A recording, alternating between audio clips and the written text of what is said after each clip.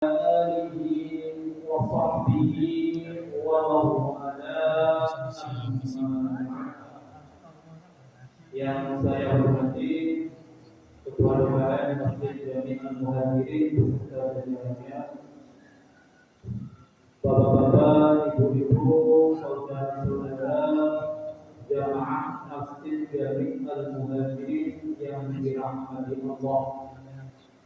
Alhamdulillah, pada kesempatan pagi hari ini sekali lagi Allah masih mengizinkan kita, memberikan kita kenikmatan iman, kenikmatan Islam, kenikmatan sihat, kenikmatan peluangan waktu, sehingga kita bisa melangkahkan kaki kita ke masjid yang sama-sama kita cintai ini dalam rangka takwa Allah, dalam rangka menjalankan perintah Allah, yakni kita melaksanakan sholat subuh secara berjamaah, yang mana mungkin pernah kita bahas sebelumnya untuk khususnya pakai pribadi.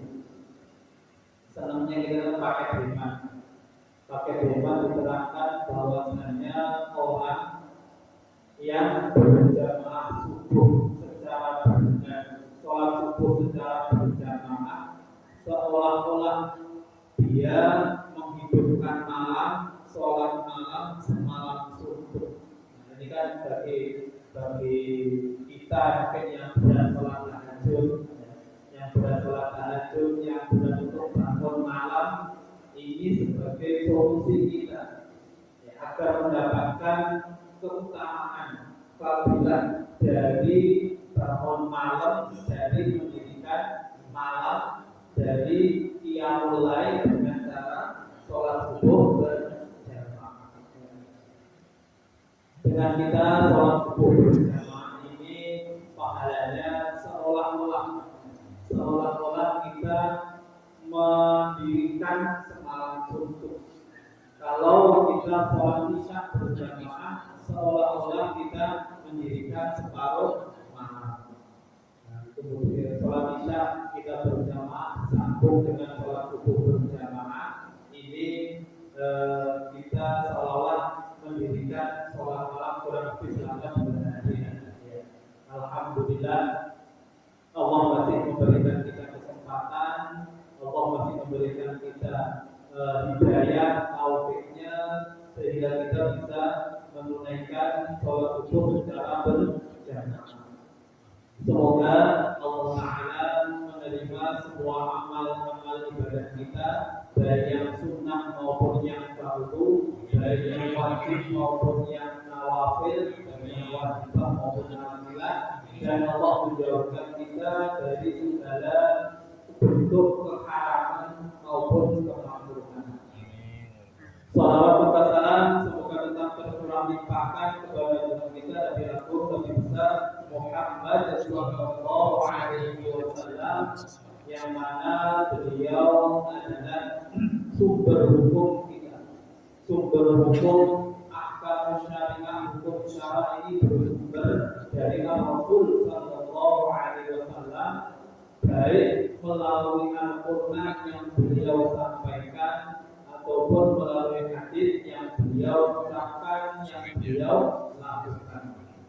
Bapak-bapak, ibu-ibu, saudara-saudara Masjid Jami Al-Muhajirin yang dimuliakan Allah, mumpung masih dalam suasana bulan Syawal, saya pribadi mohon maaf lahir batin, mohon maaf yang sebesar-besarnya ketika kita dalam bermuamalah, ketika kita dalam bergaul ada kesalahan dari saya yang disengaja maupun tidak disengaja. Saya mohon maaf, mohon dibukakan pintu maaf yang selebar-lebarnya. Semoga dengan kita melalui madrasah Ramadan, ujian sesungguhnya adalah setelah Ramadan. Ujian sesungguhnya adalah setelah Ramadan. Orang-orang yang bisa dibilang puasanya. Salah satu indikasi bahwasanya puasanya diterima adalah bagaimana dia kelakuan dia setelah bulan Ramadan. Jangan sampai kita membiarkan masjid-masjid kita sepi lagi tidak seramai bulan Ramadan. Jangan sampai rumah kita taruh lagi tidak lemari lagi tidak pernah dilihat, jangan dibaca dibaca lah. Jangan sampai seperti itu. Jadi kita pertahankan spirit bulan Ramadan. Ya. Semangat bulan Ramadan kita lanjutkan ke kurang lebih 11 bulan selanjutnya sehingga kita bisa bertemu diberikan oleh umur panjang, sehat walafiat, kita bisa bertemu dengan bulan Ramadan di tahun-tahun berikutnya. Oleh karena itu salah satu disyariatkannya puasa Syawal ini adalah untuk kita sebagai nostalgia kita. Berpuasa di bulan Syawal ini adalah nostalgia kita agar kita tidak terlalu bagi orang-orang yang beriman, bagi orang-orang yang nantinya penuh keimanan berpisah dengan bulan Ramadan itu ada sesuatu yang menyedihkan, sesuatu yang membuat sedih. Para sahabat itu sampai menangis. Mereka khawatir ketika di bulan Ramadan ini, ketika bulan Ramadan kemarin, ibadah mereka itu diterima atau tidak, dosanya sudah diampuni atau belum, mereka khawatir. Para sahabat yang dalam mengabdi mereka dengan Rasulullah, bahkan di antara mereka ada yang dijamin mubasyaruna bil jannah, mubasyiruna bil jannah. Di antara mereka dijamin masuk surga, mereka merasa khawatir. Bagaimana mereka mengisi bulan Ramadan itu sudah maksimal atau belum? Ya, kita yang keimanannya jauh dari para sahabat seharusnya lebih khawatir, lebih berat untuk khawatir daripada para sahabat. Oleh karena itu Rasulullah SAW mensunahkan puasa di bulan Syawal. Bagi yang punya hubungan, kemarin pas waktu bulan puasa ada Allah yang lain sakit kemudian dan lain sebagainya, kita bisa gunakan momen puasa bulan Syawal ini untuk mengkodok. Niatnya cukup satu saja. Untuk mengkodok saja. Saya niat kodok puasa bulan Ramadan kemarin fardu karena Allah. Dapatnya dua, dapat pahala kodok dan dapat pahala puasa sunnah di bulan Syawal. Kalau kebetulan hari Senin di bulan Syawal, kan yang sunnah itu memang kebetulan setelah tanggal 1 Syawal kita harus berpuasa, dan 2 sampai tanggal 7 itu disunahkan berpuasa. Tapi kalau tidak harus berurusan tidak boleh. Kebetulan hari Senin bulan Syawal kita niatnya kodok saja. Saya niat kodok puasa kemarin dapatnya 3. Yang pertama kodokannya lunas. Puasanya selesai, kodokannya lunas. Dia mendapatkan fadilahnya puasa bulan Syawal. Dia mendapatkan fadilahnya puasa hari Kemudian ketika dia pasti yang lebih 13, 14, 15 dan tanggal 13 itu kebetulan juga hari Senin. Ya. Dan dia punya kodokan puasa. Jadi dia mendapatkan 4 kemuliaan, 4 keutamaan. Yang pertama kodokannya lunas. Yang kedua mendapatkan fadilahnya puasa sunnah di bulan Syawal, mendapatkan fadilahnya puasa di hari Senin, dan dia mendapatkan fadilahnya puasa di Ayyam. Inilah pentingnya kita untuk mengatur niat. Kalau bagi orang-orang yang mempunyai kobohan puasa, kemudian dia ingin berpuasa di bulan Syawal, dan dia hanya niat puasa sunnah Syawal saja, nah dia puasanya sah, puasanya sah, tapi kobohannya masih tetap harus itulah. Oleh karena itu dalam fadilah keutamaan melakukan kewajiban itu berkali-kali lipat daripada melakukan kesunahan. Kemarin kita sudah diberikan oleh Allah melakukan kesunahan di bulan Ramadan itu sama dengan melakukan kewajiban. Ini kemarin sudah dikasih oleh Allah Subhanahu Wa Taala ketika di bulan Ramadan. Itulah tidak bisa dibandingkan antara kesunahan dan kefarduan fadilah yang keutamaan. Seperti tadi kita melakukan sholat subuh secara berjamaah, sholat subuhnya sendiri fardu ain. Untuk sholat berjamaahnya menurut mazhab Syafi'i adalah fardu kifayah. Nah, kita melakukan fardu ain sekaligus fardu kifayah, Allah berikan kepada kita keutamaan seperti kita qiyamul lail semalam subuh. Nah, itu tidak bisa. Padahal cuma 2 rakaat bisa. Kalau semalam suntuk, kalau malam itu mulai dari maghrib lah. Hitungan malam itu mulai dari maghrib sampai subuh. Sudah jam 6 sampai jam 4 lebih. Kalau tidak jam 6 7 sampai 8 jam itu kita dianggap sholat terus, dianggap qiyamul lail terus tanpa terpotong dengan fadilahnya kita sholat subuh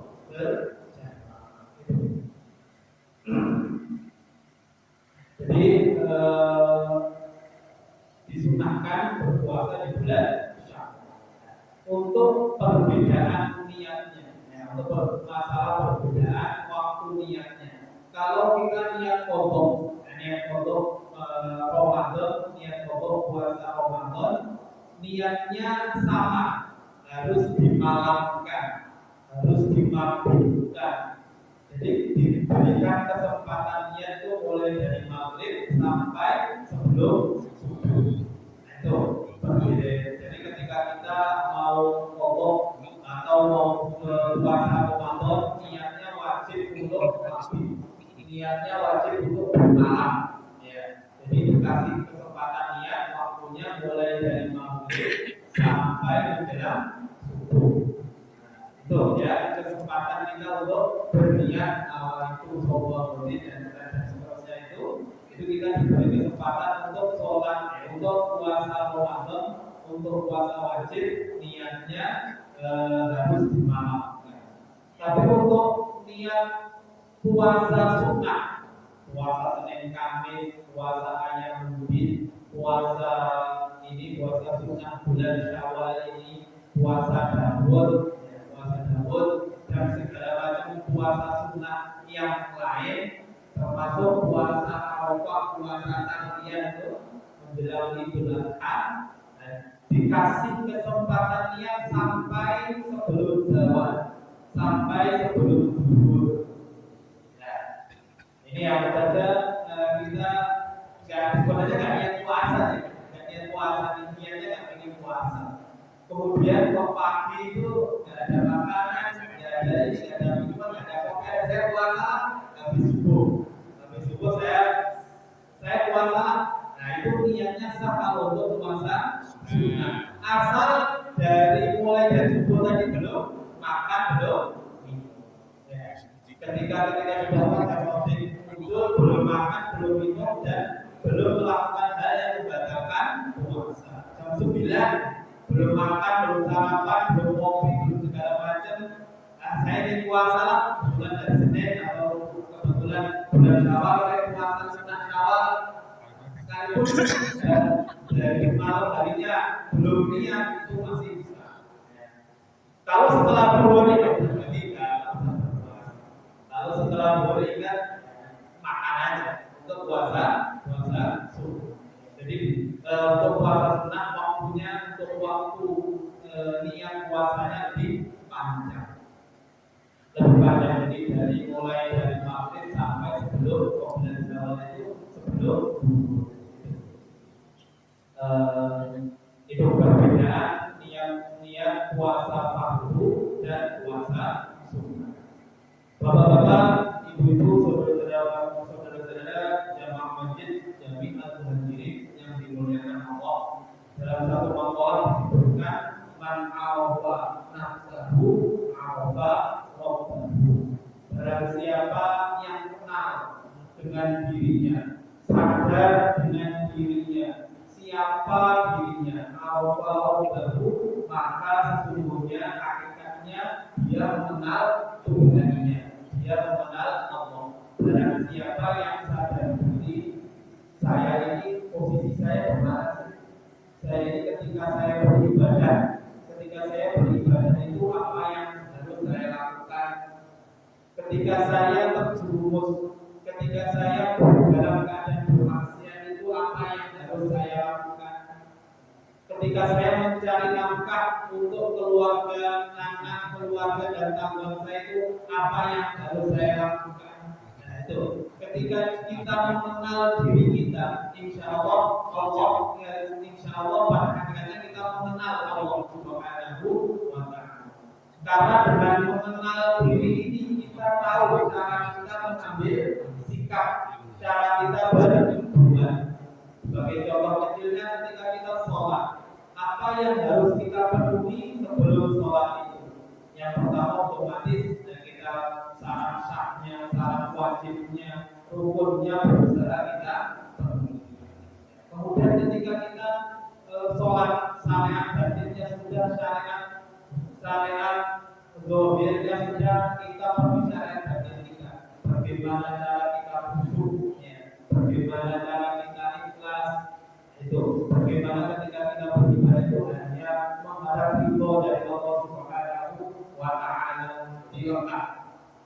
Suatu saat kita terjerumus di kemaksiatan. Orang yang bermaksiat, orang yang melanggar perintah Allah, orang-orang yang melanggar larangan-larangan Allah itu apa yang harus dilakukan? Ketika dia tahu posisinya dia sebagai asim, dia sebagai orang yang bermaksiat kepada Allah, itu harus ngapain? Harus bertaubat, minta maaf kalau itu berhubungan dengan manusia yang lain. Yang biasanya momen Idul Fitri ini digunakan sebagai momen saling memaafkan antara kita. Karena kita husnudzon kepada Allah, kita berdendam kepada Allah, dosa-dosa kita kepada Allah sudah diampuni, sudah dibersihkan, sudah disucikan ketika bulan Ramadan kemarin. Terus kemudian antara dosa atau sesama manusia kita gunakan momen Idul Fitri. Bukan berarti kita meminta maaf ketika kita mendolimi manusia yang menunggu momen Idul Fitri, tidak.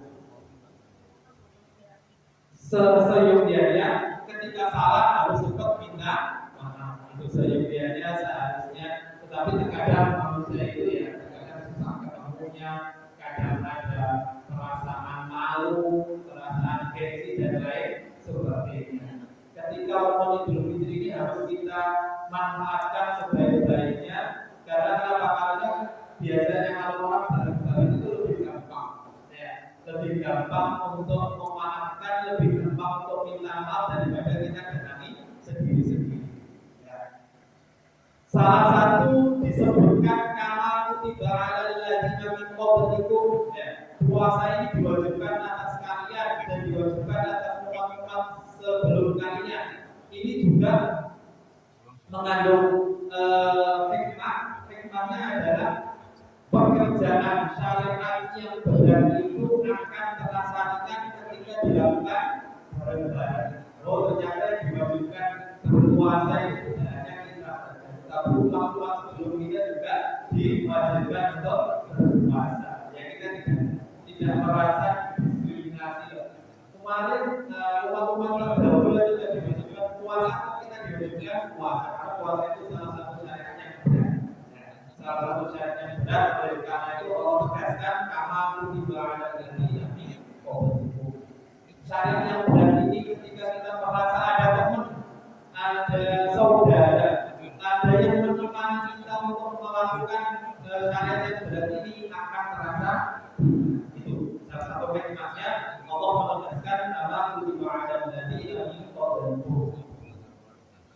Kembali lagi, barang siapa yang mengetahui keadaan dirinya, maka dia akan mengetahui hakikatnya, dia akan mengenal bulannya. Dalam ilmu fikih, dalam ilmu syariat, kita sedikit banyak harus tahu di mana sih posisi kita ini. Ya.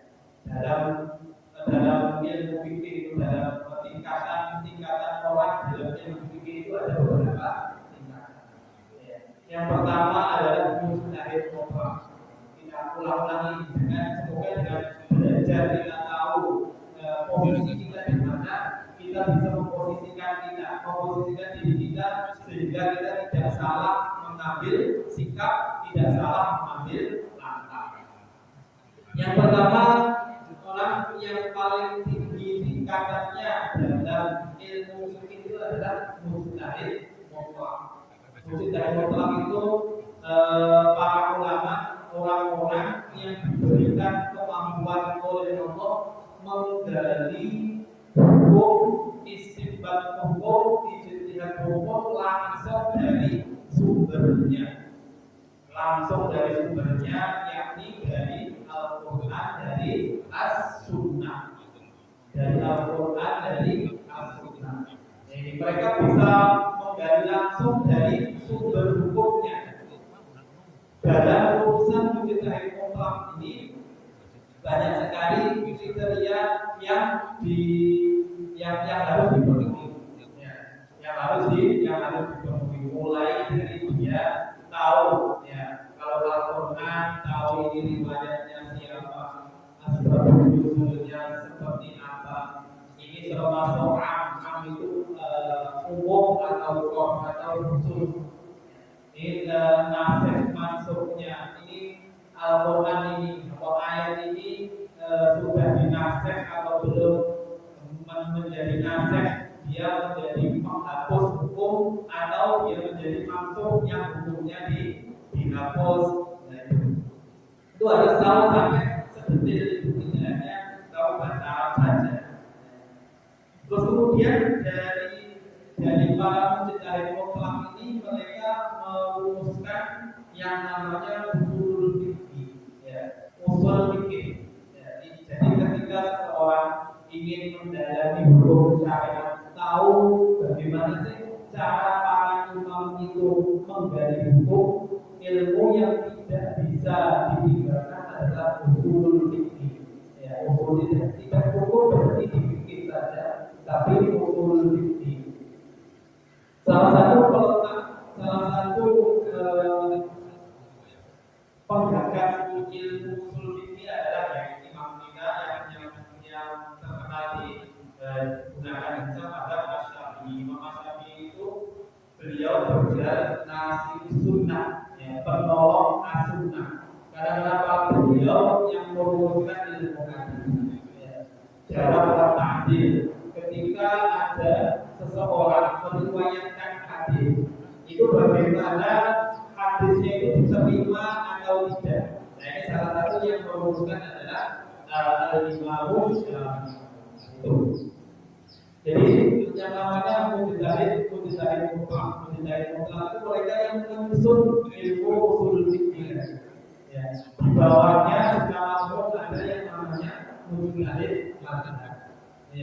Mujtahid mazhab mereka tahu dalil-dalilnya, tetapi secara usul fikihnya mereka mengikuti mujtahid mutlak. Usul fikih itu seperti ini contohnya. Ketika ada firman Allah Subhanahu wa taala, wa aqimus shalah, dan didirikanlah sholat. Dari bentuk kata itu, kalau kita belajar bahasa Arab, ada namanya kata perintah.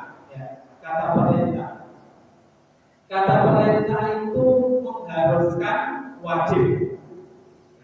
Wa aqimus shalah. Jadi ketika Allah Ta'ala berfirman wa aqimus shalah, tidak bisa ditafsiri lain kecuali sholat itu wajib. Nah, itu contohnya usul fikih itu.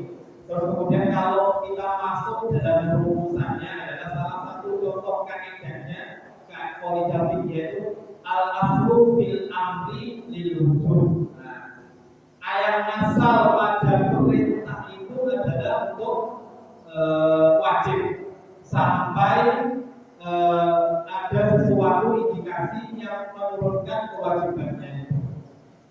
Nah itu, jadi ketika ada itu bentuknya perintah, maka tidak bisa dipahami lain kecuali itu wajib. Nah, kecuali ada sesuatu yang menyebabkan kewajiban ini menjadi turun, mungkin menjadi sunnah. Nah, salah satu contohnya ayatnya sama, ya ayatnya sama, kaidah yang dipakai sama, tetapi ada alasan lain yang menyebabkan sesuatu ini tidak menjadi wajib. Contohnya Allah Ta'ala berfirman, wa idza quri'al qur'anu fastami'u lahu wa ansitu la'allakum turhamun. Ya. Ketika dibacakan kepada kalian Al-Qur'an, istami'u, maka dengarkanlah. Kalau sami itu hanya mendengar saja. Kalau istami itu mendengarkan dengan seksama. Wa ansitu lahu, dan diamlah. Nah, dari ayat ini dipahami lain ketika dalam keadaan sholat. Untuk mazhab Hanafi, ya, untuk mazhab Hanafi, apalagi yang sholat jahriyah, sholat yang suaranya dikeraskan duduk, maghrib isya, membaca Al-Fatihah ketika imam membaca Al-Quran itu hukumnya makruh. Jadi dia baca. Karena kenapa? Fastami'ulah. Tetapi bagi Imam Syafi'i, ya, membaca Al-Fatihah ketika imam membaca Al-Quran, nah itu tetap wajib. Karena apa? Ada dasar yang lain. Sholata imanlah yang mau dibagi tapi dan tidak sholatnya tidak sah bagi orang yang tidak membaca surah Al-Fatihah.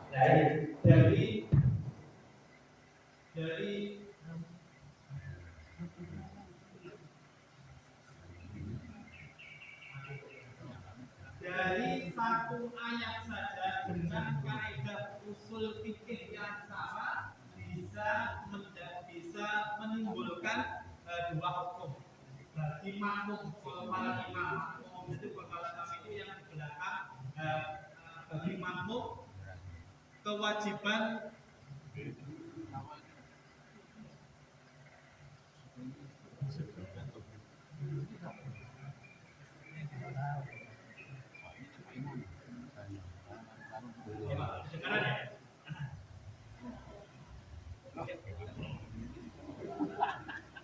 Mesinnya mati Pak. Jadi satu ayat yang sama, ya satu ayat yang sama tapi interpretasinya berbeda. Bagi mazhab Hanafi membaca, bagi makmum untuk mazhab Hanafi kewajibannya adalah mendengarkan bacaan imam tanpa membaca apapun, apalagi yang sholat jahriyah, sholat yang suaranya dikeraskan. Ini salah satu interpretasi tafsiran para ulama itu seperti itu. Bahkan membaca Al-Fatihah pun diperselisihkan, diperdebatkan antara kewajiban sholat dan kewajiban membaca Al-Fatihah. Antara kewajiban sholat dan kewajiban membaca Al-Fatihah ini ada perbedaan. Kewajiban membaca Al-Fatihah ini dinamakan fikihnya, ya. Hasil dari ijtihad para ulama itu membaca Al-Fatihah tadi. Ada yang mengatakan wajib baik bagi imam maupun makmum. Ada yang mengatakan makmumnya nggak wajib, malah makruh kalau imamnya membaca, dia mendengar baca imam, kemudian dia membaca Al-Fatihah, malah makruh. Bahkan kewajiban membaca Al-Fatihah ini diperselisihkan. Ulama yang tiga mewajibkan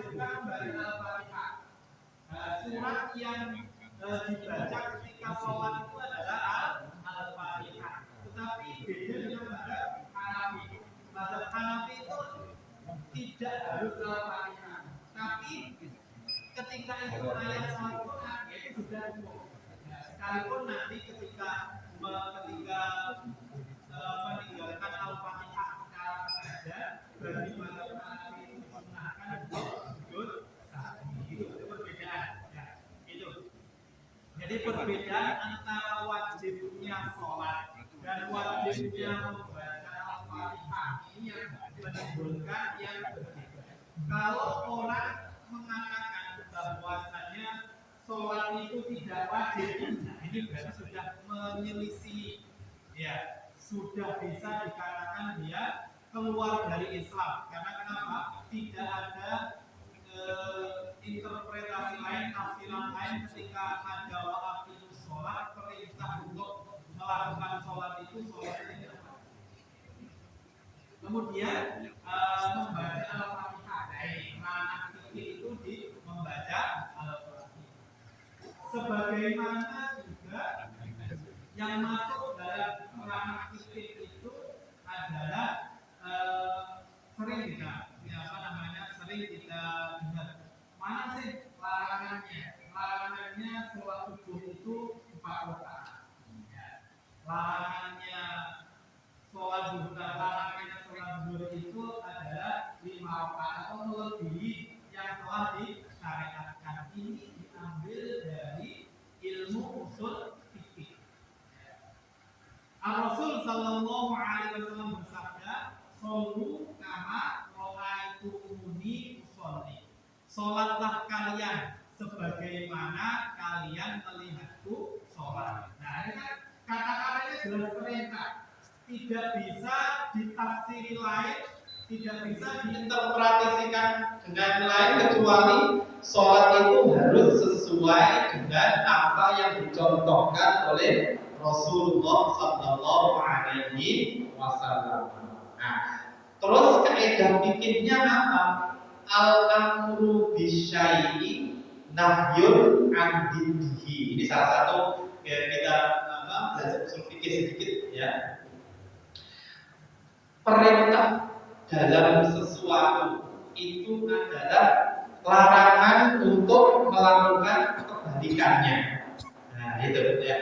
Ketika Rasulullah memerintahkan kita untuk sholat seperti sholatnya Rasulullah, ketika ada orang yang menyelisih usul, menyelisih pokok, semua sepakat bahwasanya sholat subuh itu 2 rakaat, sholat zuhur 4 rakaat. Ini sudah menjadi ijma, sudah menjadi sesuatu hal yang tidak bisa ditawar lagi. Karena kenapa kok mereka mengambil sholat subuh itu 2 rakaat? Karena Rasulullah ketika melakukan sholat subuh 2 rakaat terus.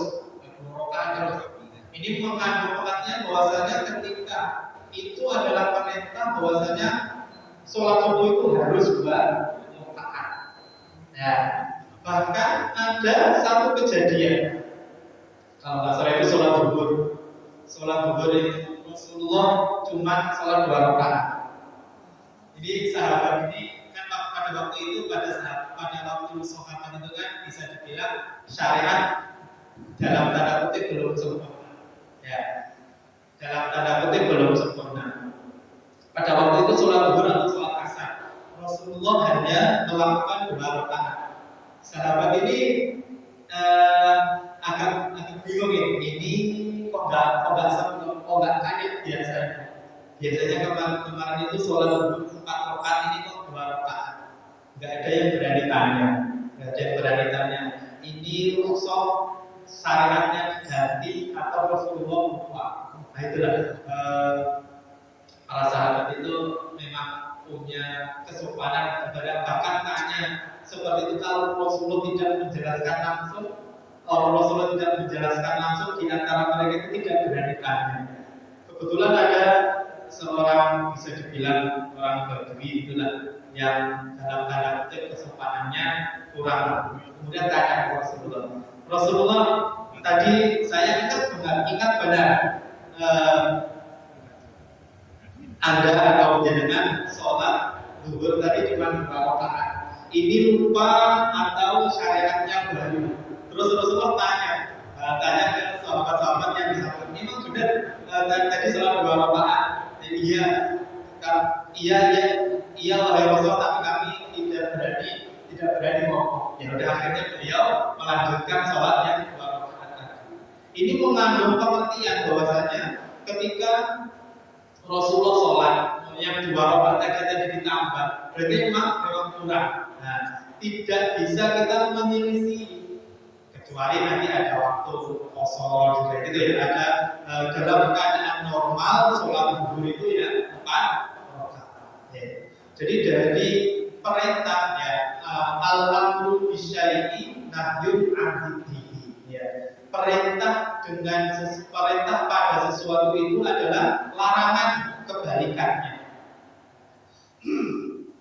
Kalau kita diperintah Rasulullah sholat subuh 2 rakaat, ya nggak boleh kita menyelisih 2 rakaat tadi. Nah itu salah satu usul fikih itu di situ.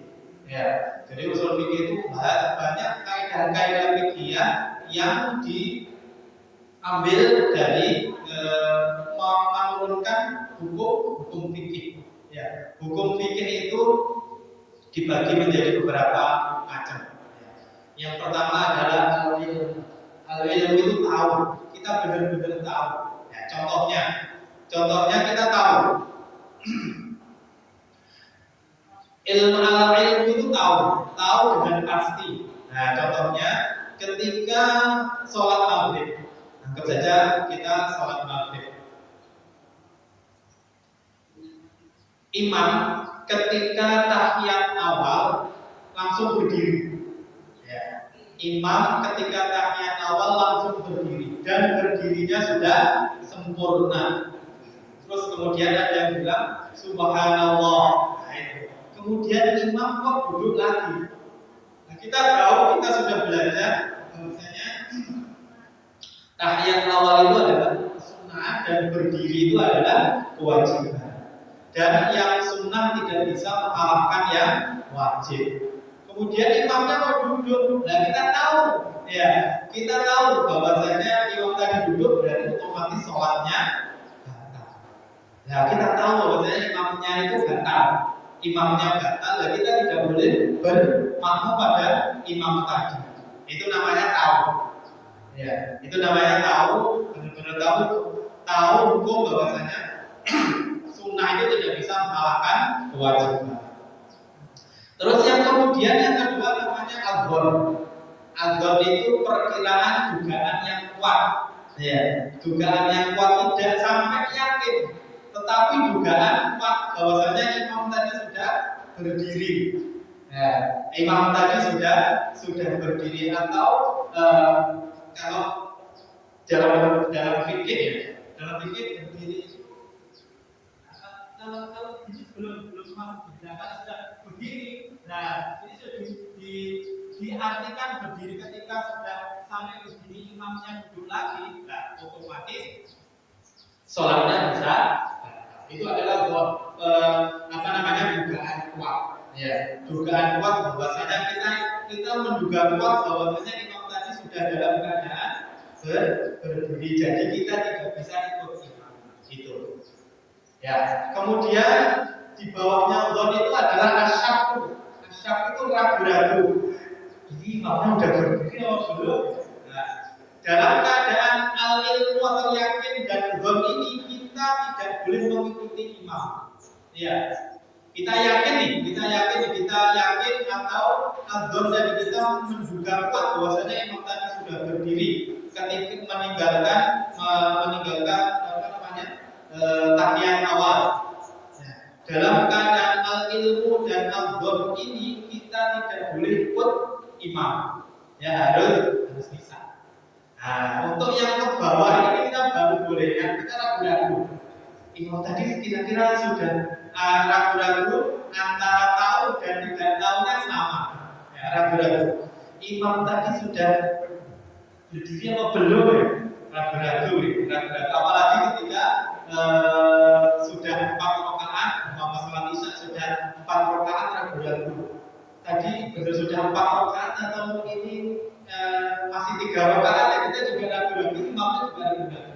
Nah itu, kalau ragu-ragu boleh kita ikut imam, boleh kita milih, boleh kita ikut imam, boleh milih pisah dari imam. Tapi ketika dalam sholat berjamaah dan level kita diragu-ragu, level kita diragu-ragu, dianjurkan untuk ikut imam. Ya, imam tadi sudah berdiri atau belum ya? Ikut imam. Nah, itu ya, ikut imam. Ikut imam. Apalagi yang ketiga ini, yang serata adalah waham. Waham itu dugaan yang tadi dugaan lemah, ya dugaan lemah tadi di imamnya masih dalam keadaan belum berdiri. Nah, kita yakin bahwa imam itu berdiri itu namanya waham. Ya, kalau ketika dalam keadaan waham kita harus wajib ikut imam. Apalagi yang terakhir al-jahlu yang nggak tahu, udah ikut imam saja. Seperti itu ya. Dalam perumusan hukum fikih itu ada yang al-ilmu, ada yang al-dhon, ya, ada yang asyak, ada yang al-wahm, ada yang al-jahlu. Ya. Dalam sholat berjamaah saja, ketika kita ragu-ragu imamnya tadi sudah 4 atau 5, nah kita lebih baik ikut imam saja. Ya, tapi kalau kita sudah yakin, dugaan kita yakin bahwa imamnya sudah 4 rakaat, ya itu kita tidak boleh ikut imam. Itu seperti itu. Ya, dalam kajian ilmu fikih sampai seperti itu. Jadi dalil itu ada yang bersifat zonni. Zonni itu ada ruang ijtihad di situ. Ada yang bersifat qat'i. Qat'i itu pasti, ya seperti wajibnya sholat, wajibnya zakat, yang rukun Islam itu wajibnya berpuasa, itu diambil dari ilmu usul fikih. Ya, al-amru bisyai'i, al-aslu fil amri lil wujub. Ya, umumnya secara global, kalau itu bentuknya perintah adalah wajib. Kalau itu bentuknya larangan adalah haram. Itu ya. Haramnya zina, wala taqrabuz zina, itu sudah hukum-hukum qat'i. Ketika ada orang yang mengatakan bahwasanya zina itu tidak haram, ya berarti dia menyalahi hukum qat'i. Ya, menyalahi hukum qat'i. Haramnya riba, nah itu. Nah, haramnya riba yang permasalahan di bawahnya itu, ya, permasalahan riba semua ulama sepakat haram. Ya.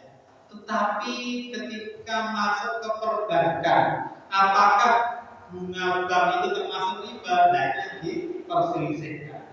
Ada yang mengatakan riba, ada yang mengatakan tidak. Ini kalau dibahas lebih dalam seperti itu. Ya. Riba haram, ya, riba haram. Tapi ketika dia masuk ke area perbankan, bunga bank itu masuk riba atau tidak, dan ini menjadi perselisihan pendapat. Kalau saya dan guru-guru saya, ya kalau meyakini bahwasanya bunga bank itu termasuk riba kalau bisa dijauhi. Ya. Tapi ada pendapat ulama lain yang mengatakan bank itu tidak ada di zaman Rasulullah, memang harus dicari hukum. Ya, seperti ini contohnya. Ya. Jadi jangan sampai kita menggeser hukum-hukum yang ada perselisihan pendapat di situ. Apalagi itu bermasalah dengan kuniyah, ya, sunnahnya kunut segala macam itu. Sunnahnya kunut jangan sampai itu dibawa ke ranah akidah yang sampai menimbulkan perpecahan. Nah itu asalnya kunut yang satu sunnah yang satu enggak, itu. Ada yang mengatakan kalau sebenarnya kan enggak kunut kan dia sah salat subuhnya. Nah, tidak ada yang mengatakan kunut subuh itu wajib, enggak ada yang mengatakan. Ya, ada yang mengatakan kunut subuh itu wajib. Ini tidak menjadi satu permasalahan ketika ada orang yang mau kunut ataupun yang tidak kunut. Itu salah satu contoh yang sering dipakai. Jadi para mujtahid itu mereka bisa mengambil hukum langsung dari Al-Quran, langsung dari Al-Hadis. Mereka bisa meramu, mereka bisa mengarang, bisa menciptakan, kalau mengarang menciptakan ilmu usul fikih tadi. Ya. Dasar hukumnya bangkai itu adalah haram. Ya. Tetapi dalam satu keadaan, bangkai tadi bisa halal. Ya. Dan dalilnya apa? Al-Daruratu, kaidahnya apa? Al-Daruratu tubihul ma'ruf. Kedaruratan itu bisa membolehkan sesuatu yang dilarang. Nah itu ya. Sekalipun dilarang, sekalipun halal, tetap ada batasan. Itu salah satu contohnya kaidah fikih itu seperti itu. Ya. Ini, jadi para mujtahid mutlak itu mereka yang paling tinggi derajatnya. Di bawahnya adalah mujtahid madhab. Mujtahid madhab itu mereka tahu dalilnya, tahu segala macamnya, tahu cara istinbat imamnya, tapi secara ilmu usul fikihnya, ilmu hadisnya ikut para imam mutlak, imam mujtahid mutlak tadi. Ya. Salah satu contohnya adalah Imam Al-Bukhari. Imam Al-Bukhari itu beliau bermadhab Asy-Syafi'i. Ya. Sekalipun dalam ilmu hadisnya beliau sangat mumpuni, tapi dalam istinbat hukum fikihnya beliau ikut Al-Imam Syafi'i. Madhabnya madhab Syafi'i. Itu setingkat Imam Al-Bukhari saja. Tidak, dalam tanda kutip, tidak mau mengarang menciptakan ilmu usul fikih. Bahkan Imam Ahmad bin Hanbal ketika saya ditanya sesuatu yang saya tidak tahu dalilnya, yang saya belum sampai ke saya dalilnya, maka saya akan berpendapat dengan pendapatnya Imam Asy-Syafi'i. Padahal Imam Ahmad bin Hanbal itu salah satu juga mujtahid mutlak. Beliau mengatakan dalam satu kitabnya mengatakan yang maknanya seperti itu. Ketika saya ditanya satu hukum, ya, suruh memfatwakan satu hukum dan saya tidak tahu atau belum sampai atau saya tidak tahu hukumnya, maka saya akan mengikuti pendapatnya Imam Asy-Syafi'i. Itulah salah satu ketawaduan imam mujtahid kita di zaman lama.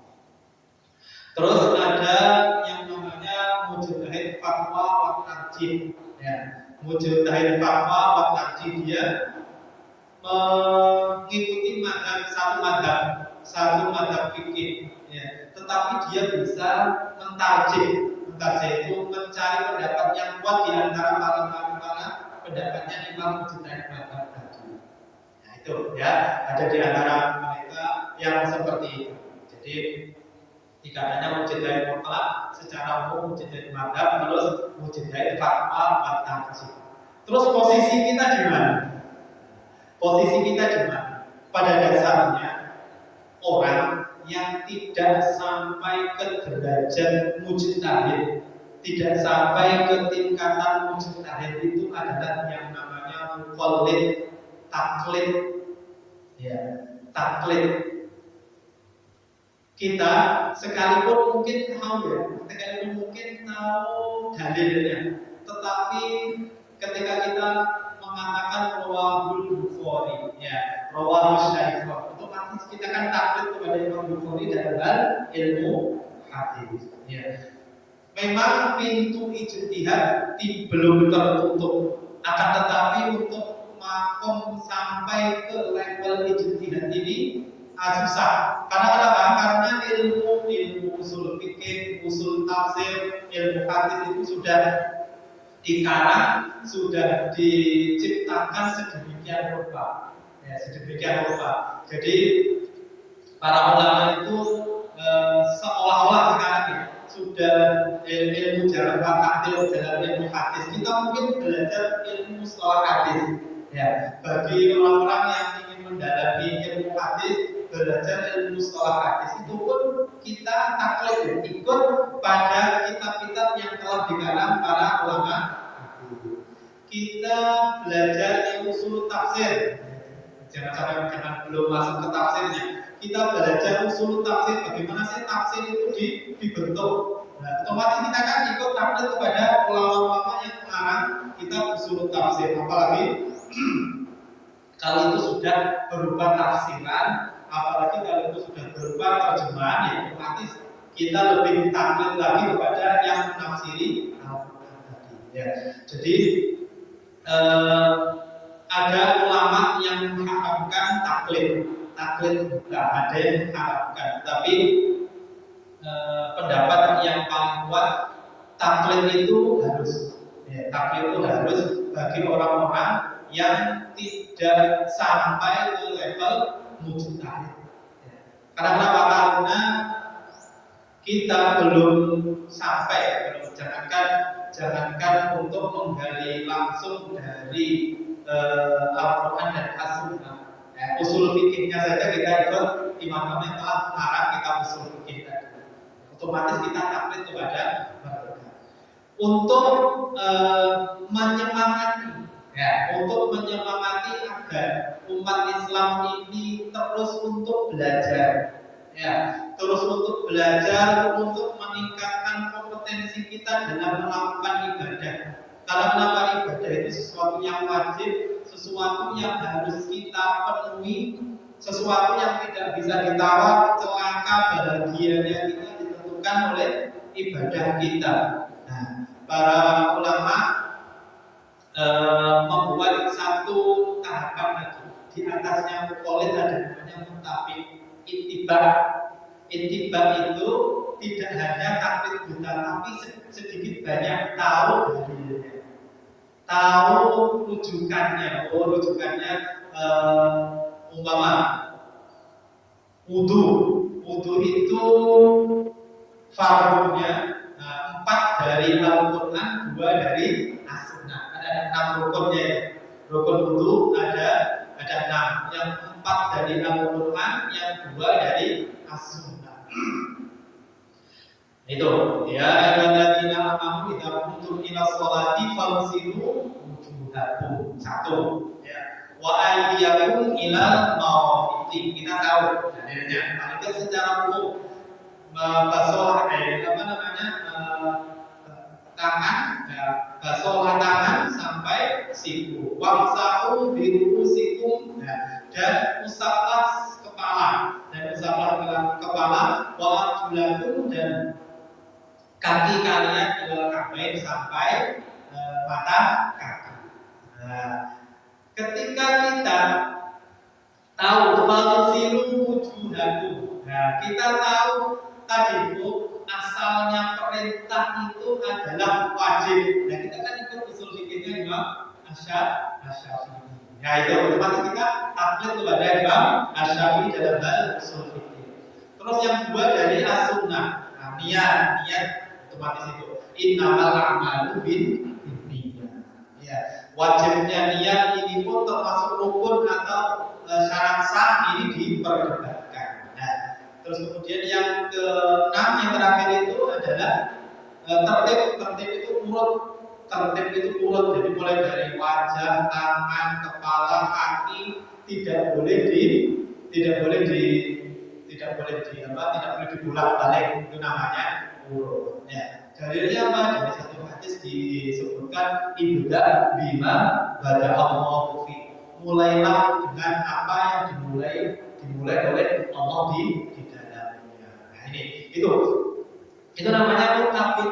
Kita sedikit banyak tahu ya dalilnya. Nah, ini yang semoga menjadi penyemangat kita, tasjihan kita agar kita lebih meningkatkan kompetensi kita dalam hal beribadah. Sekalipun itu masih pun mutabik pun dalam kategori muqallid dalam kategori taklid. Karena kenapa kita dalam sekarang ilmu fikih itu sudah dirumuskan secara maksimal, apalagi yang berkaitan dengan ibadah-ibadah makhluk, puasa, sholat, haji, zakat, zakat fitrah khususnya, itu sudah dirumuskan secara bisa dibilang sudah sempurna. Ya. Akses kita untuk menjadi muqallid saja, nah itu harus tidak bisa bahasa Arab, ya. Bisa bahasa Arab, kalaupun tidak bisa bahasa Arab kita harus beli buku yang ada terjemahnya. Nah itu. Jadi dalam urusan fikih, taklid itu tidak diharamkan. Bahkan bagi orang-orang Islam yang tidak punya akses untuk mendapatkan beristimbat hukum, taklid ini diwajibkan.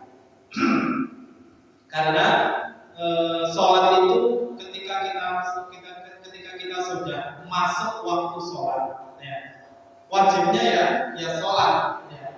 Dan harus tahu, kita wajibnya sholat. Bagaimana dalilnya wajibnya sholat? Apa dalilnya takbiratul ihram? Apa dalilnya rukuk? Apa dalilnya nanti puasa Ramadan, puasa niatnya harus mampir, itu apa dalilnya? Yang membatalkan puasa itu ini apa dalilnya? Kita tidak wajib tahu. Yang wajib adalah mengerjakannya sesuai dengan informasi yang kita dapat. Ya, tidak wajib tahu, kalau kita tahu dalilnya lebih bagus. Tetapi ketika kita tidak tahu dalilnya, rukuk itu kita tahu dicontohkan guru kita, dicontohkan ulama kita, dicontohkan di buku fasolatan, itu rukuk itu bentuknya seperti ini.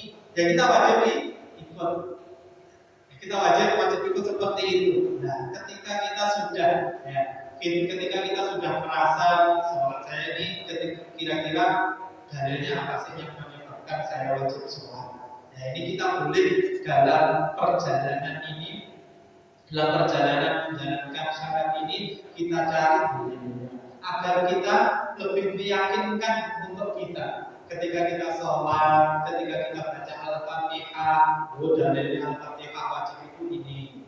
Dalilnya rukuk wajib itu ini. Ini bisa membawa kita menuju ke khusyuan dalam sholat, membantu kita dalam beribadah yang lebih baik lagi karena kita tahu dalilnya. Minimal dalil yang ijma, minimal dalil yang global. Tidak harus sampai yang jelimet seperti tadi. Tidak harus sampai seperti yang mujtahid mutlak tadi. Itu. Jadi memang ada yang mengharamkan taklid, ya, untuk memberikan solusi taklid dia tidak taklid, dinaikkan lagi levelnya adalah al-ittiba itu kita melakukan ibadah, kita tahu dalilnya secara global ataupun secara terperinci. Itu namanya tetap muqallid, tapi akan naik level sedikit, namanya muttabi' ittiba. Jadi kita harus tahu posisi kita itu di mana. Ya. Kalau kita nunggu tahu dalilnya, ibadah ini tidak akan terlaksana. Kalau harus nunggu dalilnya dulu, harus nunggu ini boleh atau tidak, apalagi yang berkaitan dengan hukum-hukum yang doruri, yang itu yang penting. Kita wajib sholat fardu, puasa Ramadan. Nah, terus kemudian ketika kita mau berjual beli, ketika kita mau berjual beli dan lain sebagainya, itu kita ikutin saja fatwa ulama dan dari guru-guru kita.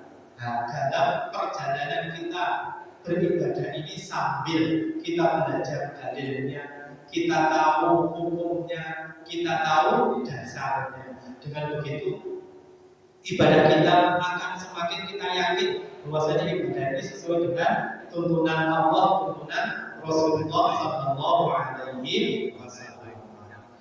Mungkin itu saja yang bisa dapat saya sampaikan. Semoga ini menjadi trigger pemantik bagi kita untuk selalu meningkatkan ibadah kita, meningkatkan pengetahuan kita, meningkatkan kompetensi diri kita, sehingga kita bisa beribadah kepada Allah dengan sebaik-baiknya, sesuai dengan syariat Allah, sesuai dengan tuntunan Rasulullah Sallallahu Alaihi Wasallam.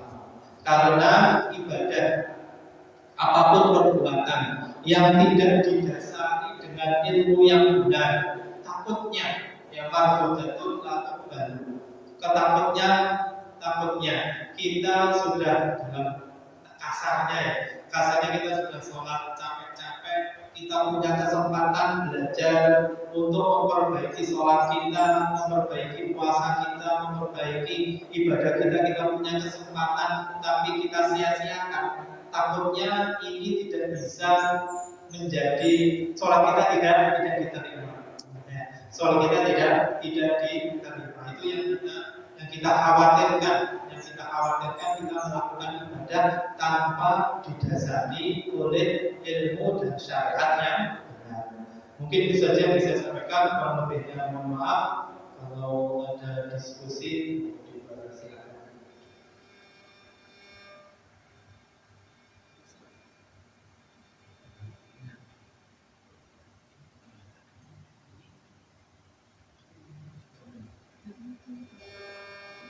Ya, silakan.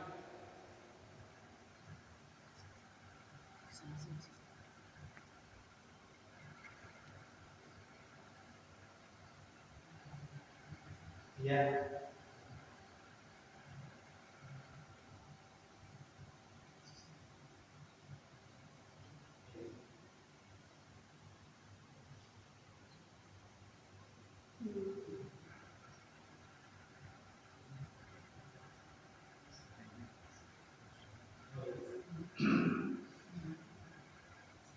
Pernah belajar mabadi awaliyah. Mabadi awaliyah itu ada dua. Yang pertama mabadi awaliyah fiqhiyah, yang mabadi awaliyah membahas ilmu fikih. Yang kedua mabadi awaliyah fi usul fikih. Ya. Di awal kita mabadi awaliyah itu pengarangnya mencontohkan bahwasanya kewajiban sholat ini tidak termasuk fikih. Ya. Karena kenapa di situ sekali lagi tadi wa'aqimus sholat, perintahnya bentuk kalimatnya. Nah, bentuk kalimatnya berupa perintah. Nah, dalam kaidah usul fikih, saya ulangi lagi bahwasanya ketika itu berupa perintah, maka tidak bisa ditafsiri lain, tidak bisa dikasih penjelasan lain kecuali adalah wajib. Terus kemudian beliau mencontohkan yang termasuk fikih itu adalah niat. Nah, di situ Rasulullah Sallallahu Alaihi Wasallam bersabda, innamal a'malu binniyat. Ya, innamal a'malu binniyat. Ini untuk memberikan contoh agar mudah taklidul paham, menyederhanakan pemahaman. Karena apa? Karena yang diperselisihkan itu adalah wajibnya niat. Kenapa kok niat yang dipakai? Karena di banyak kita fikir, di banyak kita hadis itu niat hampir pasti yang ditaruh di pertama kali. Innamal a'malu binniyat. Ya, ini yang dimasukkan innamal a'malu binniyat itu kalau dalam bahasa Arab kalimatnya kalimat khabar, kalimat berita. Saya pergi ke pasar. Nah, itu kalimatnya kan kalimat berita dalam bahasa Indonesia. Beda dengan ketika ada orang yang mengatakan pergilah ke pasar. Nah, saya pasar. Itu kalimat berita. Nah, beda dengan tadi pergilah ke pasar. Kalau pergilah ke pasar itu kalimat perintah. Tidak bisa ditafsir lain kecuali pergi ke pasar itu wajib. Terus kemudian saya pergi ke pasar. Nah, saya pergi ke pasar. Itu kan kalimat berita. Kalimat berita ini bisa ditafsiri. Saya ke pasarnya karena wajib mungkin, karena saya pengen beli soto mungkin. Nah, beli soto kan nggak wajib. Nah, harus saya ke pasar, harus ketemu orang di pasar mungkin. Nah, itu bedanya di situ. Ya, innamal a'malu binniyat. Innamal a'malu binniyat. Hanyalah perbuatan itu bisa sah. Nah, bisa sah ini adalah tafsiran, harus didahului dengan niat. Nah, karena kenapa para ulama mentafsiri bahwasanya innama itu lil hasri. Innama itu untuk pembatasan. Ketika ada itu berarti ada kalimat innama, berarti itu dibatasi. Jadi perbuatan itu bisa sah dengan niat. Oleh karena itu madzhabul arba'ah khususnya madzhabul arba'ah itu khususnya memposisikan niat ini berbeda-beda. Ya. Kalau madzhab Imam Syafi'i memposisikan niat sebagai rukun. Ya. Rukun itu adalah sesuatu yang dilakukan berbarengan dengan perbuatannya. Nah, itu namanya rukun. Berarti an-niyatu itu sesuatu yang dilakukan muqtarinan bi fi'lihi. Nah, niat itu menurut madzhab Syafi'i adalah rukun, dibarengkan dengan perbuatannya.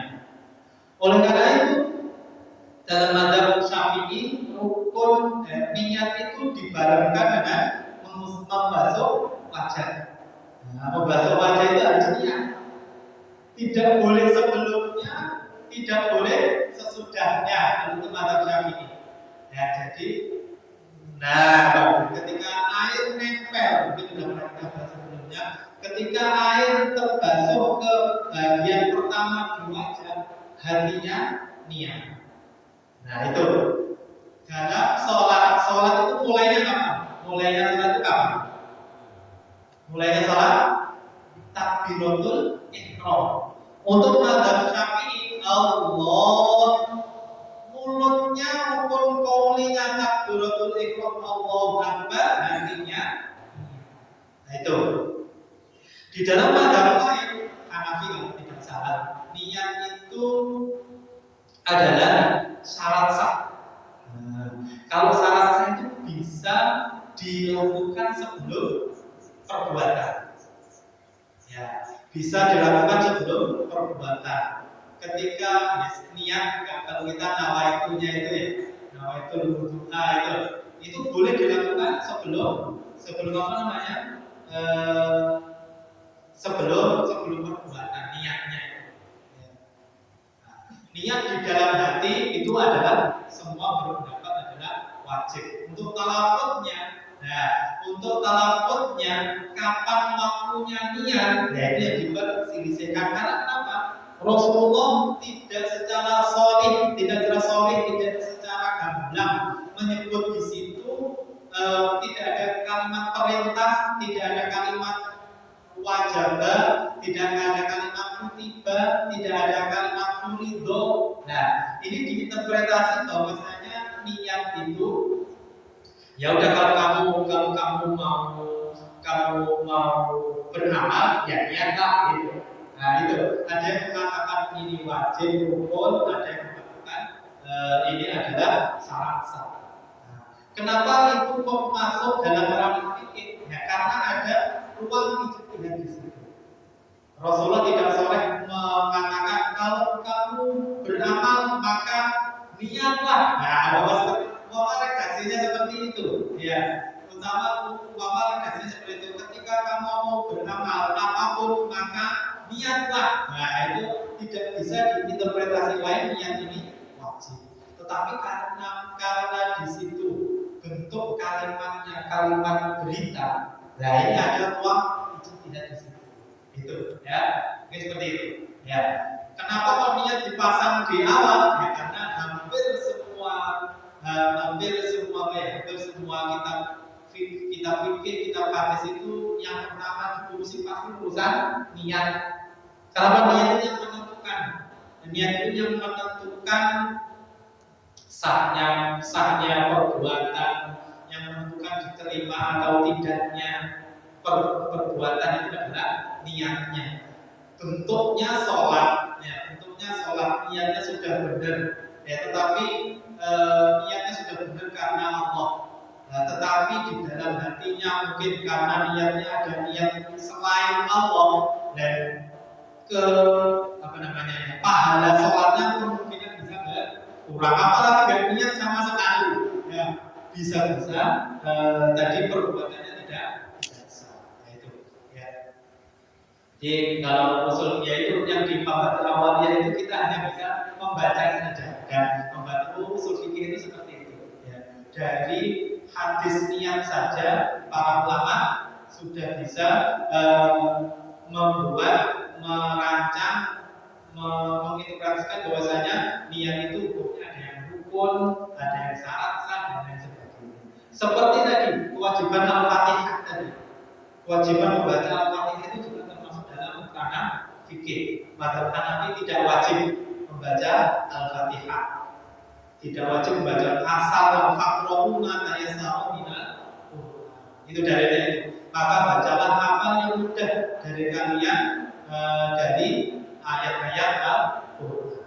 Sekalipun ketika dia tidak membaca Al-Fatihah dan harus sujud sahwi, disunahkan untuk sujud sahwi, tapi bagi ulama Hanafiyah Al-Fatihah ini bukan termasuk rukun. Asal baca Al-Qur'an sudah sah seperti itu. Ya.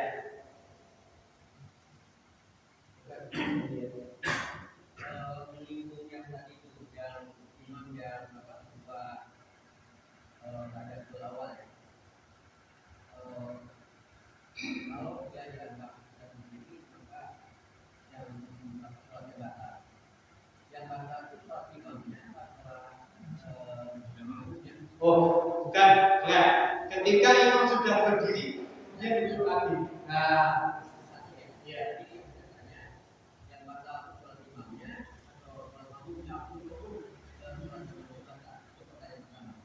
yang kedua, yang mengatakan ada yang dom dan sebagainya itu kan makmum ya.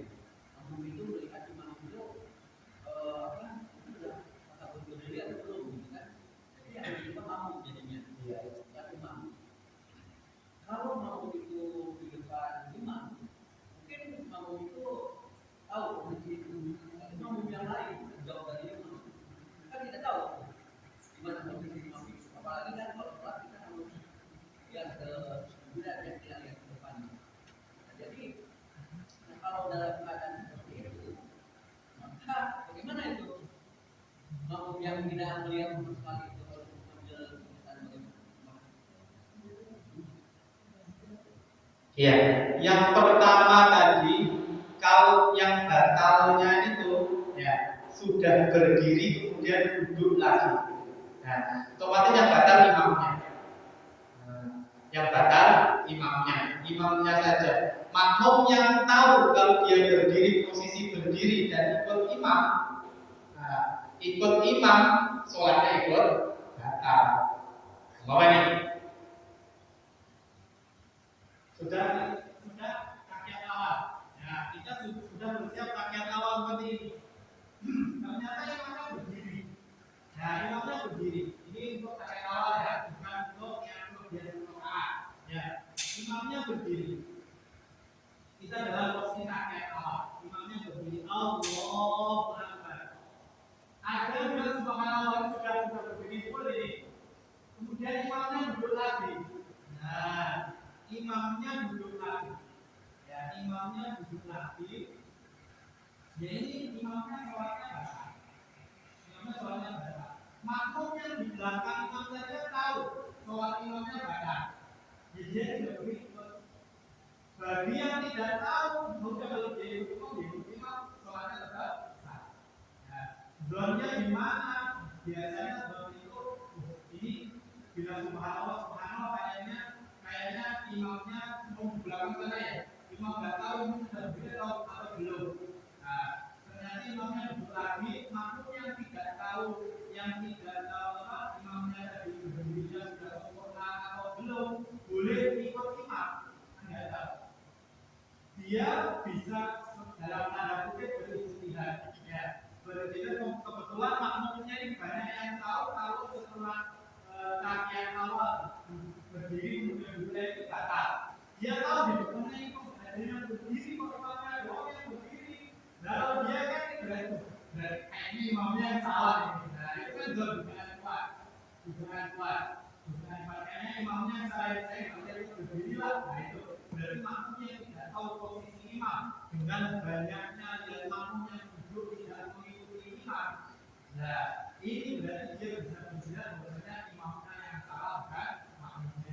Jadi dia boleh memilih karena dia dalam posisi al-jahil. Al-jahil itu kan bodoh ya. Al-jahil tidak tahu keadaan imam. Ya, tidak tahu keadaan imam. Dia beristihad, dia beristighfar. Yang berdiri ini, nah itu kan ada yang berdiri. Kalau saya berdiri jalan kaki, imamnya yang salah. Dia ikut berdiri. Nah, kecuali imam sudah begitu nih. Dalam satu masjid nggak tahu, cuma dia yang tahu kalau berdiri setelah duduk setelah kakek awal itu batal. Nah, ternyata yang di depan itu tidak tahu kalau duduk setelah berdiri setelah kakek awal kemudian duduk lagi batal. Yang depan nggak tahu cuma imam. Nah dia bisa apa namanya mungkin saya berdiri tidak terus ikut berdiri seperti itu. Ya. Jadi dia boleh memilih dengan indikasi-indikasi yang ada yang makmum di depannya. Ya. Karena makmum di depan kita itu seolah-olah dalam tanda kutip adalah imam kita. Nah, seolah-olah adalah imam kita. Karena ketika dia rukuk kita ya rukuk sekalipun kita tidak lihat imam. Ya itu ya. Bagi makmum yang jauh sampai bersok-sok gitu ya. Jadi imamnya itu adalah yang di depan dia. Jadi dia tidak wajib tahu kadang-kadang itu lebih gampang ya. Kalau sudah ada lampu mati segala macam, apalagi gelap ada lilin, ada penerangan. Imamnya dia adalah makmum yang di depan. Ketika makmum yang di depannya itu sebagian besar itu dia harus ikut hukum sekalipun dia tidak tahu makmumnya itu atau belum. Suaranya tak terdengar, gerakannya tak kelihatan. Jadi imam kita yang makmum yang depan. Jadi yang batal itu ketika Allahu Akbar, kemudian ada yang cuma kayak apa imamnya duduk lagi. Nah ini yang bisa membatalkan. Jadi bagi makmum yang al-jahlu, makmum yang tidak tahu bagaimana keadaan imamnya, lihat makmum yang di depannya bagaimana keadaannya. Oh, ternyata kok banyak yang duduk lagi, duduk lagi. Berarti imamnya tadi belum berdiri sempurna, sebetulnya seperti itu. Jadi ketika sholat berjamaah khususnya dalam gerakan sholat, dalam bacaan sholat itu kita dianjurkan untuk berhusnuzon kepada imam. Ya, dianjurkan untuk berhusnuzon kepada imam. Karena jamaah itu fadilahnya besar. Ya, karena jamaah itu fadilahnya besar. Kita tidak bisa yang diambil itu adalah keyakinan makmum, bukan keyakinan imam. Ini pendapat yang paling kuat. Ketika makmum yakin imamnya batal, otomatis makmum yang tadi harus bisa. Dia yakin imamnya batal, dia dengan kantornya atau tadi perasaan dia berwudu dari tadi. Kemudian kok imami, dia tahu dia benar-benar wudu dan nggak sempat ngingetin. Oh tadi perasaan si A tadi belum wudu, tiba-tiba kok imami. Ya dia tahu dia ikut imam tadi nggak dulu. Atau dalam perjalanan sholat tadi ada yang membatalkan di tengah sholat. Itu boleh pilih ikut imam atau misah dari imam. Jadi yang membatalkan itu bukan berdirinya, tetapi duduk setelah berdiri. Ya, duduk setelah berdiri. Bedanya kalau 4 rakaat, anggap saja sholat zuhur atau sholat isya 4 rakaat. Di rakaat kelima imamnya berdiri. Nah, di rakaat kelima imamnya berdiri, subhanallah subhanallah, imamnya nggak mau duduk, nggak dengar atau gimana, dan itu boleh pilih. Nah, kalau kita yakin sudah 4 jangan ikut. Boleh mufaroqah, boleh ikut salahnya imam, boleh. Nah, dalam hal kelebihan rakaat, kita boleh ikut. Ya, jadi ketika at-tahiyat sudah fil alamin innaka hamidum majid, imamnya tetap kita dalam keadaan duduk saja.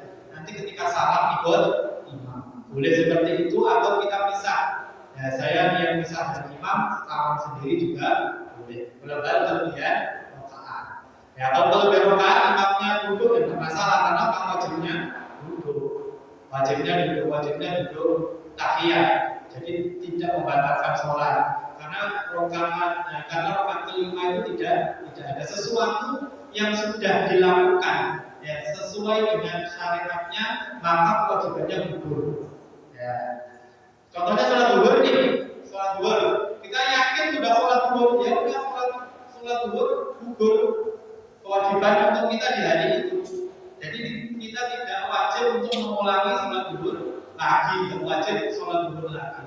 Terus kemudian ragu-ragu, saya tadi sudah sholat zuhur belum sih? Nah itu ada perasaan ragu-ragu seperti itu. Berarti yang diambil belumnya. Karena apa? Dasarnya sesuatu itu kita tidak melakukan apa-apa. Al-aslu fil asyari, segala yang asal dalam sesuatu itu adalah pada asalnya kan kita belum sholat. Ya. Orang itu kalau ragu-ragu tadi sudah sholat atau belum, berarti belum sholat. Karena pada hakikatnya orang itu dalam sewaktu itu dalam waktu 2 rakaat itu pada hakikatnya belum sholat. Ya. Kita ragu-ragu tadi sudah wudu apa belum, ya berarti belum wudu. Nah, kalau ragu-ragunya kita tadi sudah batal apa belum, ya belum batal. Ya. Tadi sudah sholat apa belum, ya berarti belum. Karena kenapa? Segala sesuatu itu asalnya tidak ada. Ya, al-aslu fil asya'i al-adamu. Ya. Segala asalnya segala sesuatu adalah tidak ada, kita diadakan oleh Allah Subhanahu wa Ta'ala. Ya, itu. Jadi yang membatalkan itu bukan berdirinya, tetapi berdiri duduk setelah berdiri. Bagaimana sikap makmum yang di belakang melihat makmum yang di depannya. Kalau kebanyakan duduk, ya berarti ada indikasi kuat bahwa imamnya itu keliru. Ya.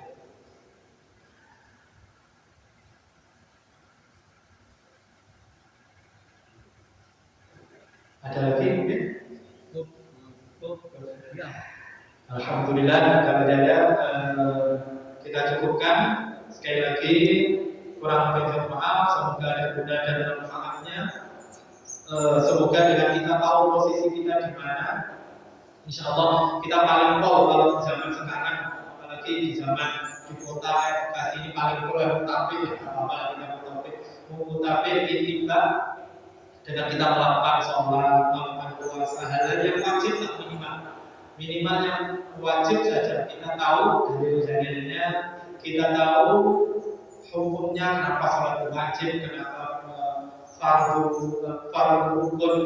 rukun wudu itu ada 6, segala macamnya itu kita tahu sedikit agar bisa membuat kita lebih yakin bahwasanya ibadah kita ini diterima oleh Allah Subhanahu wa Ta'ala sesuai dengan tuntunan syariat yang telah diucapkan oleh Rasulullah Sallallahu Alaihi Wasallam. Kita tutup dengan istighfar 3 kali. Astaghfirullahaladzim, Astaghfirullahaladzim, Astaghfirullahaladzim. Tahiyatul masjid. Subhanakallahumma wa bihamdik, asyhadu an la ilaha